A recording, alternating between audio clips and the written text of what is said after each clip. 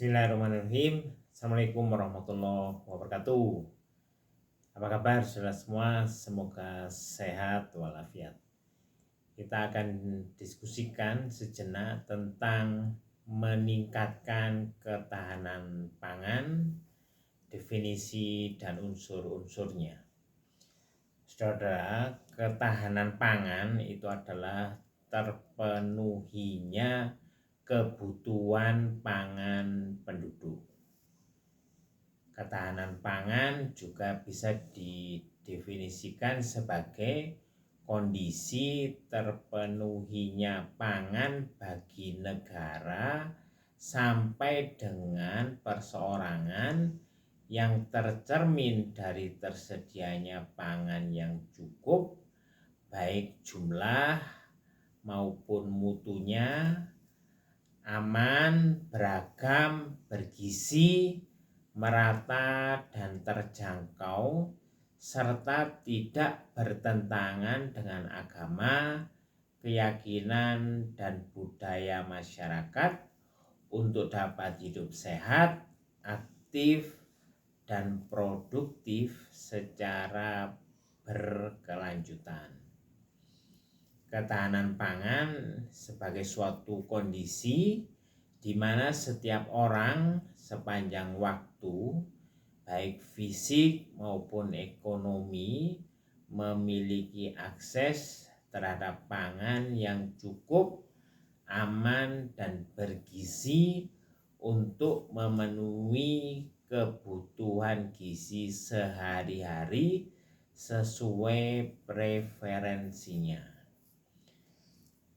Kemudian saudara, unsur-unsur ketahanan pangan itu diantaranya adalah yang pertama keadilan, yaitu bahwa distribusi pangan itu sesuai dengan hak dan kewajiban masing-masing. Terus yang kedua, kehalalan pangan, maknanya itu adalah kebolehan pangan dari segi zatnya, cara perolehan, dan penggunaan outputnya. Terus yang ketiga itu adalah kebaikan pangan, yaitu kesesuaian pangan dengan agama, kondisi, misalnya saja umur, jenis kelamin, kebutuhan, kesehatan, dan aktivitas. Kemudian yang keempat itu adalah kualitas atau mutu pangan, yaitu pemenuhan standar pangan. Terus yang kelima itu kecukupan pangan, yaitu pemenuhan kebutuhan pangan. Terus yang keenam itu adalah kemerataan pangan, yaitu distribusi pangan untuk memenuhi kebutuhan minimal. Yang ketujuh itu adalah keterjangkauan pangan, bahwa semua penduduk itu mampu memenuhi kebutuhan pangannya. Terus yang kedelapan itu adalah keragaman pangan, yaitu bahwa pangan itu harus beragam. Yang kesembilan itu adalah kedaulatan pangan atau food sovereignty, yaitu bahwa kemandirian penentuan kebijakan pangan oleh suatu negara.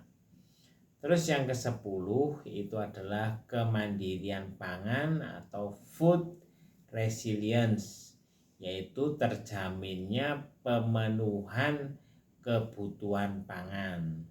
Yang ke-11 itu adalah keamanan pangan atau food safety, maknanya adalah perlindungan pangan dari cemaran hayati, kimiawi, fisis, dan zat lain, serta proses yang menyebabkan gangguan dan atau bahaya.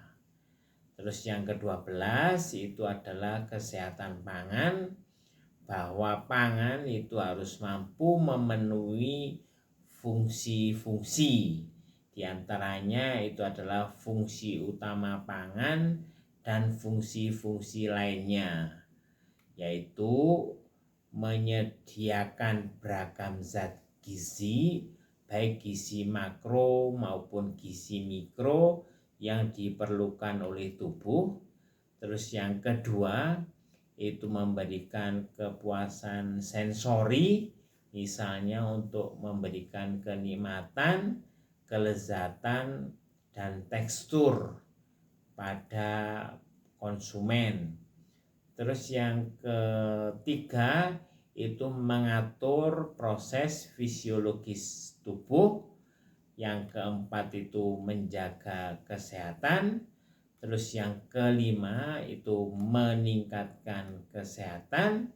Yang keenam itu membantu mengurangi risiko beberapa penyakit tertentu, misalnya penyakit kronis tertentu.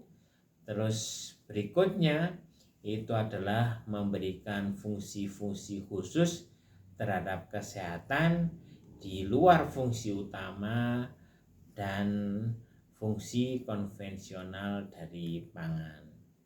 Nah, kemudian saudara, kita bisa menyusun negara berdasarkan peringkat ketahanan pangannya. Negara peringkat tertinggi itu menunjukkan kemampuan negara itu untuk memenuhi kebutuhan pangannya.